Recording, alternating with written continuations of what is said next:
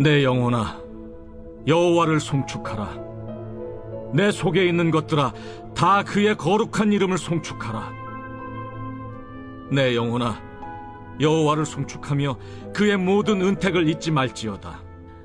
그가 내 모든 죄악을 사하시며 내 모든 병을 고치시며 내 생명을 파멸해서 속량하시고 인자와 긍휼로 관을 씌우시며 좋은 곳으로 내 소원을 만족하게 하사 내 청춘을 독수리같이 새롭게 하시는도다. 몇 주 전에 지인의 결혼식이 있어서 예식장을 갔습니다. 좀 일찍 도착을 해서 건물을 구경하고 있었어요. 그 건물이 얼마 전에 신축한 건물이었습니다. 그렇게 한참을 구경하고 있는데 어떤 분이 저에게 다가왔습니다. 그리고 저에게 이렇게 물는 거예요. 담배 한 대 얻어 필 수 있겠습니까? 하고 물었어요. 그래서 제가 저는 담배 안 피웁니다.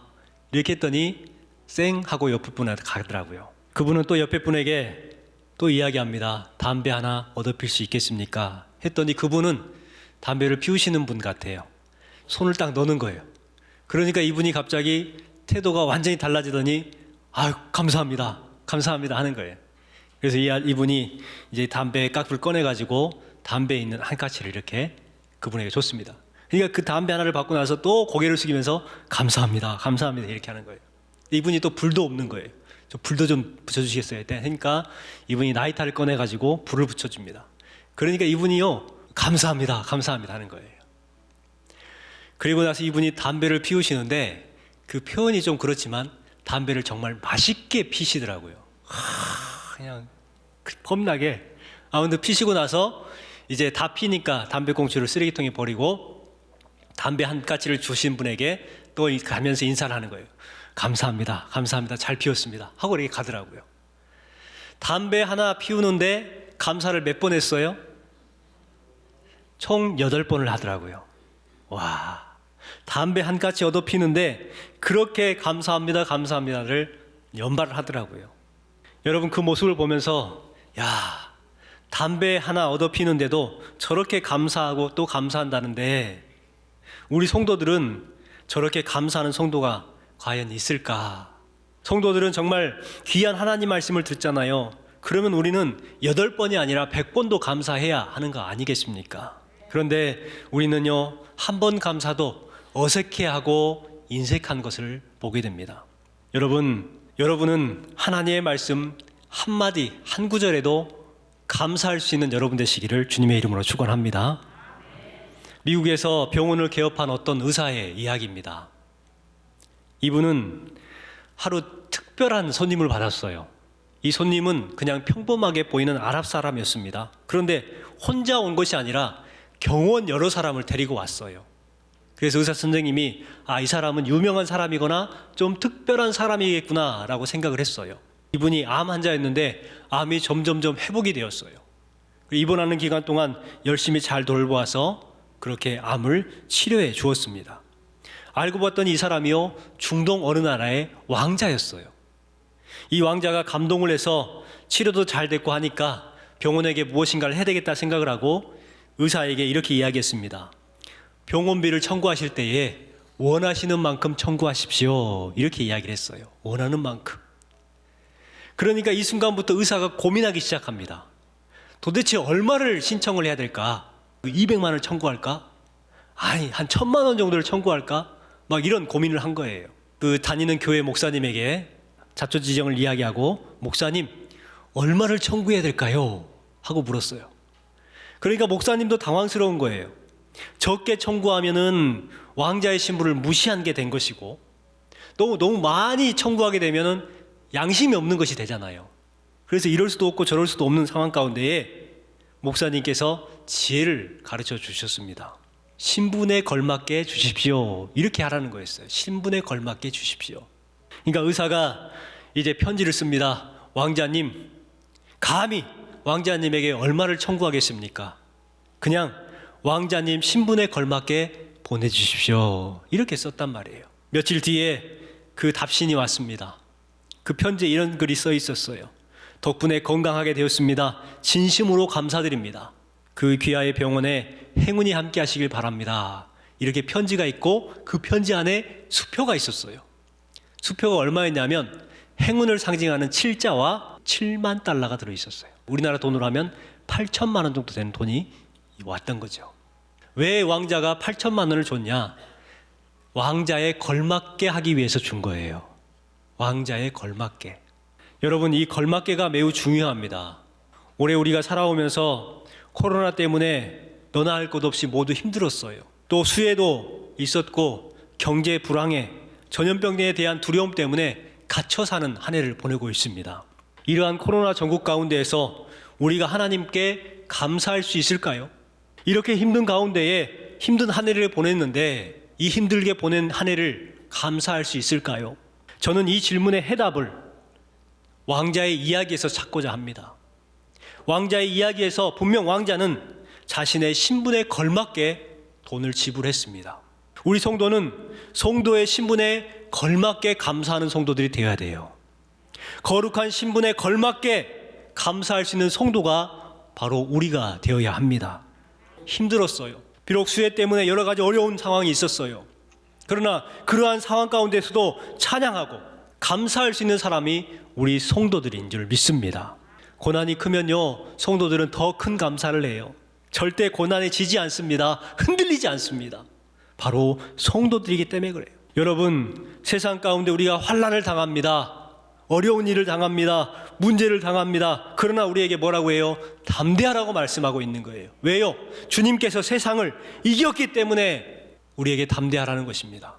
우리는 이미 세상을 이긴 사람이에요. 그러니 우리는 감사할 수 있는 거예요. 실패하고 외면당하고 사람들에게 버림을 받고 고통을 당하지만 결국 아무것도 없어서 하나님밖에 안 남았습니다라는 고백을 할 수밖에 없는 우리들이지만 여러분, 그때가 하나님의 때가 되는 거예요. 그때가 하나님의 은혜가 임할 때가 되는 거예요.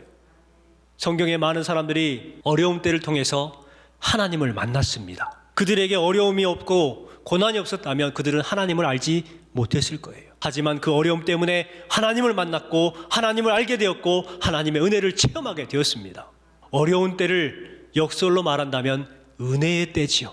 에스더는 페르시아의 왕의 황후가 되었습니다. 아하수에로 왕은 인도에서 구스까지 127지방을 다스리는 왕이었습니다. 여러분, 감이 안 잡히잖아요. 인도에서부터 아프리카에 있는 구스까지 그 광활한 넓은 땅을 차지했던 왕이란 말이에요. 그러면 그 왕의 왕후가 되었다는 것은 엄청난 일이죠.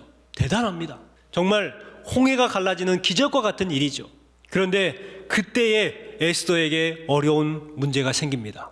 하만이라는 사람의 모략에 의해서 이스라엘 백성들이 몰살당하게 생긴 거예요. 자신이 왕에게 나가서 왕에게 그 사실을 보고하는 방법밖에 없었습니다. 왕에게 안 나가면 이스라엘 백성들이 죽고 만약에 왕에게 나가면 내가 죽는 거예요. 참 결정하기 어려웠어요. 나갈 수도 없고 안 나갈 수도 없었어요. 그런 가운데 하나님 앞에 에스더는 기도합니다. 그리고 결단하죠. 뭐라고 결단을 해요? 죽으면 죽으리다. 죽으면 죽겠다는 거예요. 그리고 왕에게 나아가죠. 그 결과는 놀라운 은혜로 바뀝니다.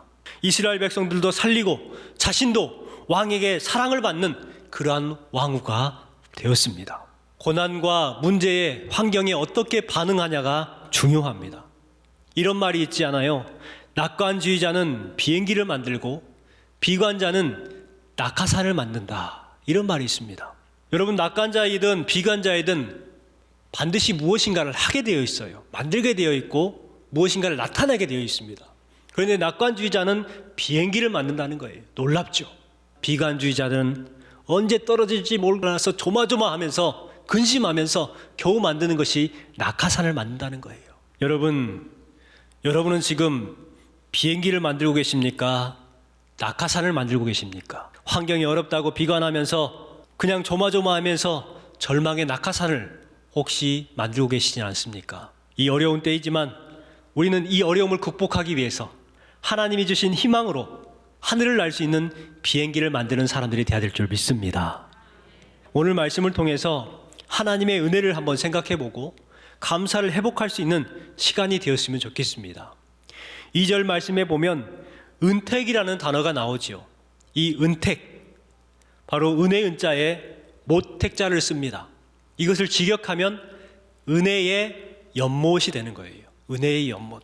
한두 가지 은혜를 말하는 것이 아니라 그동안에 주셨던 모든 은혜를 한꺼번에 모아놓은 곳, 그곳이 바로 은택이라는 거예요. 주님의 은혜가 모여있는 여러분의 마음, 그럼을 통해서 주님의 은택을 기억하고 감사할 수 있는 성도들이 되시기 바랍니다.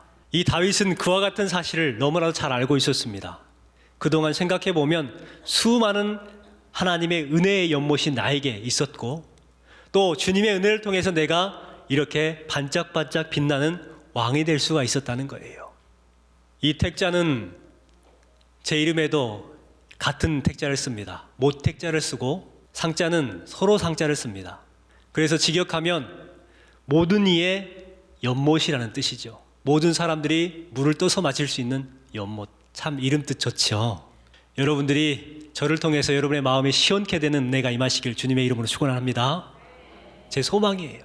은택이라는 것은 보호하신 것, 구원해 주신 것, 섭리하신 것, 모든 은혜를 포괄하는 단어가 바로 은택이죠. 바로 은혜의 웅덩이. 너무나도 귀한 뜻을 가지고 있습니다. 이 다윗은 그 은택을 기억하라고, 잊지 말라고 이야기를 하고 있는 거예요. 우리의 삶도 역시 마찬가지입니다. 하나님의 사랑과 자비와 은혜로 여기까지 우리가 온 거 아니에요? 그동안 우리는 주님의 은혜 때문에 살고 있는 것이잖아요. 하나님의 은혜로 우리가 이렇게 건강해서 함께 얼굴을 마주보며 하나님 앞에 예배를 드리고 있는 것 아닙니까? 사도 바울은 이렇게 고백합니다. 고린도전서 15장 10절 말씀에 나의 나된 것은 하나님의 은혜로 된 것이니라. 이와 같이 고백하고 있죠. 하나님의 은혜로 된 것이라는 거예요. 우리는 나의 나된 것을 내 힘으로, 내 능력으로 했다고 생각을 할 때가 많아요. 재미있는 이야기이지만 교훈을 주는 이야기가 있습니다. 개구리 한 마리가 미국에서 잠깐 살다가 귀국을 했어요. 그러니까 미국 물을 먹었던 개구리입니다. 이 개구리가 미국에 살 때에 배웠던 영어를 좀 다른 동물들한테 보여주고 싶었어요. 자랑하고 싶었어요. 그래서 들판을 뛰어다닙니다. 마침 소를 한 마리 만났어요. 그래서 소한테 이렇게 물어봅니다. 소야, 너는 뭘 먹고 사니? 하고 물었어요. 그러니까 소가 이렇게 대답합니다. 나는 풀을 먹고 살아. 이렇게 말하니까 개구리가 그것을 영어로 바꿨어요. 샐러드. 이렇게 이야기를 했어요. 그러니까 이제 소가 못 알아듣는 거죠. 너 샐러드 모르니? 하면서 이제 잘난 척하고 다른 곳으로 또 뛰어갑니다. 한참을 뛰어가는데 이번에는 호랑이를 만났어요. 호랑이한테 질문합니다. 호랑아, 너는 뭘 먹고 사니? 라고 물었어요. 그러니까 호랑이가 나는 고기를 먹고 살아. 하니까 스테이크. 스테이크를 이렇게 자랑을 한 거예요. 또 한참 뛰어가는데 이번에는 뱀을 만났습니다. 이번에 뱀에게 물어봅니다. 뱀아, 너는 무엇을 먹고 사니? 하고 말하니까 뱀이 그러는 거예요. 나는 너처럼 혀 꼬부라진 개구리를 먹고 살아. 하니까 개구리가 갑자기 놀래가지고 뒷걸음질 면서 이렇게 아따 형님 왜 그런다요? 이렇게 대답했다고 합니다. 여러분 웃긴 이야기지만 나에게 좀 무엇인가 있다고 척하고 다른 사람한테 보이려고 하고 내세우려고 하는 것, 어찌 보면 참 미련한 짓 아닌가 생각을 해봅니다. 진짜 행복은요, 하나님을 만나면서 하나님과 함께할 때에 진짜 행복을 누릴 수가 있는 거예요. 다윗은요, 자신의 인생을 돌아보면서 이것을 고백하고 있는 거예요. 그동안에 나에게 베풀어 주셨던 하나님의 은혜, 너무 놀라운 거예요. 그래서 그는 크게 외칩니다. 내 영혼아 여호와를 성축하라. 내 속에 있는 것들아 다 그의 거룩한 이름을 성축하라. 내 영혼아 여호와를 성축하며 그의 모든 은택을 잊지 말지어다. 과거를 생각해 보면서 그동안 하나님께서 나에게 주셨던 은혜를 기억하는 거죠. 그 은혜가 너무너무 큰 거예요. 그래서 스스로 외칩니다. 내 영혼아 여호와를 성축하라. 그의 거룩한 이름을 성축하라. 내 영혼아 여호와를 성축하라. 다윗의 삶을 우리는 잘 알고 있습니다. 다윗은 수많은 고난을 겪었지요. 목동의 삶을 살았고 사울왕한테 쫓김받아서 그 어려운 시대를 돌아다니면서 광야 생활을 했어요. 이방 나라에 가서 미친 척도 했고요. 핍박을 받으면서 자기의 땅, 고향 땅으로 오지 못하는 그러한 인생을 살았던 삶이었습니다. 그런데 그러한 어려운 인생을 살았던 다윗이 지금 뭐라고 고백하고 있는 거예요? 주님을 송축하라. 주님을 송축하라. 여호와를 송축하며 그 은택을 잊지 말지어다. 이렇게 고백하고 있는 거예요. 여러분, 우리는 다윗을 보면서 우리의 모습을 한번 살펴보아야 합니다.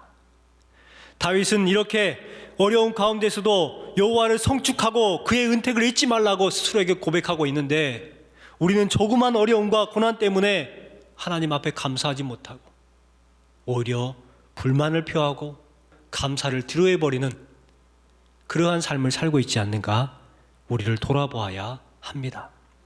고난을 보지 마시고 은혜를 바라보시기 바랍니다. 지금 당하는 여러 가지 어려움들, 문제들을 보면은 우리는 실족하게 되어 있어요. 아무리 믿음이 좋은 사람이라 할지라도 그 고난과 문제를 보면 불평하게 되어 있습니다. 그러나 하나님의 은혜를 바라보면 우리는 감사할 수가 있어요. 시선이 중요한 것이죠. 2차 세계대전 당시에 독일에 있던 연합군 포로 수용소에서 있었던 일입니다. 이 연합군 포로 수용소에서 원인을 알 수 없는 전염병이 돌았어요. 이 전염병은 원인도 알 수 없었고 치료약도 없었습니다. 그래서 의사들이 그 병 이름을 이렇게 지었어요. 가시철조망병. 이 병에 걸리는 사람들은 우울해지고 살이 빠지고 쇠약해져서 얼마 후에 죽었다는 거예요. 그런데 이 병에 걸리지 않은 사람들이 있었어요. 그래서 독일 의사들은 이 병에 걸리지 않는 사람들을 따로 모아가지고 조사를 했어요. 혈액 검사를 하고 또 신체 검사를 하고 여러 가지 검사를 했어요. 그런데 죽은 사람들과 동일하다는 거예요. 틀린 것이 없어요. 그런데 어떤 사람은 죽고 어떤 사람은 산단 말이에요. 그 이유를 심리학에서 밝혀냈습니다. 그 이유가 뭐였냐면, 죽은 사람들은 철조망을 봤어요. 내가 이 철조망만 없었으면 이 철조망 때문에 내가 이렇게 힘들다고 그 철조망을 계속해서 본 거예요. 그런데 살아있는 사람들은 뭘 봤냐면, 그 철조망을 본 것이 아니라 그 철조망 너머에 피어있는 꽃들을 보는 사람들이었어요. 그 너머에 있는 산과 숲을 바라보면서 자연을 만끽하는 사람들이었다는 거예요. 그리고 언젠가는 저 철조망을 넘어서 내가 고향에 돌아가리라 희망이 있었던 사람들이 살았던 것입니다. 여러분은 지금 어디를 바라보고 있습니까? 고난과 어려움의 환경을 보고 있습니까? 아니면 그 너머에 계시는 하나님의 사랑과 은혜를 보고 계십니까? 여러분은 하나님의 사랑과 은혜를 바라보시는 여러분 되시기를 주님의 이름으로 축복합니다. 오늘 주신 말씀을 통해서 우리가 잊어서는 안 될 은택 3가지만 간단하게 말씀을 드리려고 합니다. 첫 번째, 우리가 기억해야 될 것은 죄 용서의 은총을 잊지 말아야 합니다. 죄 용서의 은총. 3절 말씀해 보십시오. 그가 내 모든 죄악을 사시며 라고 기록합니다. 주님께서 우리의 모든 죄악을 사셨다는 거예요. 여러분, 우리의 삶의 문제가 뭡니까? 바로 죄의 문제예요. 세상 사람들 잘 사는 것 같습니다. 우리보다 훨씬 더 좋은 환경 가운데 세상 사람들 살고 있고, 돈도 더 많이 가지고 있는 것 같고, 좋은 집에서 행복하게 사는 것 같습니다. 그들이 지금 행복하게 살까요? 지금은 행복할지 모르지만 그들에게는 심판의 날이 기다리고 있다는 것을 알아야 합니다. 그러니 그들은요, 불안한 거예요. 믿지 않는 사람들이 천국과 지옥을 부정하잖아요. 천국이 어디 있어? 지옥이 어디 있어? 어떤 분이 그러시더라고요, 저한테. 내가 비행기를 타고 하늘에 올라가 봤는데 천국 없던데. 애써서 부정하고 싶은 거예요. 천국과 지옥이 없어야 되는 거예요. 천국과 지옥이 있다는 것은 심판이 있다는 거잖아요. 그러니까 애써서 그것을 부정하는데, 여러분, 그들이 아무리 부정해도 심판의 날은 다가온다는 겁니다. 로마서 8장 2절 말씀해 보세요. 이는 그리스도 예수 안에 있는 생명의 성령의 법이 죄와 사망의 법에서 너희를 해방하였음이라. 여러분, 그들은 죄와 사망의 법에 있는 사람들이에요. 그러나 우리는 어디의 법에 있어요? 성령의 법 아래 있는 사람들이에요. 그러니 누가 더 평안합니까? 누가 더 감사합니까? 바로 저와 여러분들이 평안을 누리고 감사할 수밖에 없는 거예요. 그것이 은총이죠. 은혜지요. 두 번째는요, 모든 병을 고쳐주신 은혜를 기억해야 돼요. 모든 병을 고쳐주신 은혜. 3절 말씀에 보니까 이렇게 말합니다. 내 모든 병을 고치시며 라고 분명히 말씀하죠. 마지막으로 우리의 소원을 만족해 하시는 하나님의 은혜를 잊지 말아야 합니다. 우리 5절 말씀, 좋은 것으로 내 소원을 만족하게 하사 내 청춘을 독수리같이 새롭게 하시는도다. 좋은 것으로 내 소원을 만족해 하사 이렇게 말해요. 또한 내 청춘을 독수리같이 새롭게 하신다라고 말씀하죠. 소원을 만족해 하시는 하나님입니다. 그렇기 때문에 여러분 온전히 만족을 누리시기 바랍니다. 하나님의 은혜를 통해서 여러분의 갈증이 해갈되시기를 주님의 이름으로 축원합니다. 시편 23편 1절 2절 말씀에 이렇게 고백하잖아요. 여호와는 나의 목자시니 내게 부족함이 없으리로다. 그가 나를 푸른 풀밭에 누이시며 쉴 만한 물가로 인도하시는도다. 아멘. 하나님은요 이렇게 우리의 필요를 채워주시고 만족해 하시는 분이에요. 비록 지금은 우리가 없지만, 비록 우리는 지금 어렵지만, 그러나 분명 하나님께서는요 쉴 만한 물가로 인도하시는 하나님, 곧 채워주시고 회복해 하시며 해결해 주실 하나님의 은혜가 우리에게 있을 줄 믿습니다. 여러분 오늘 말씀 제목을 꼭 기억하시기 바랍니다. 모든 은택을 잊지 말지어다. 여러분 하나님의 은혜를 기억하고 하나님의 은혜를 사모하면서 하나님 앞에 감사를 회복할 수 있는 여러분 되시기를 주님의 이름으로 축복합니다.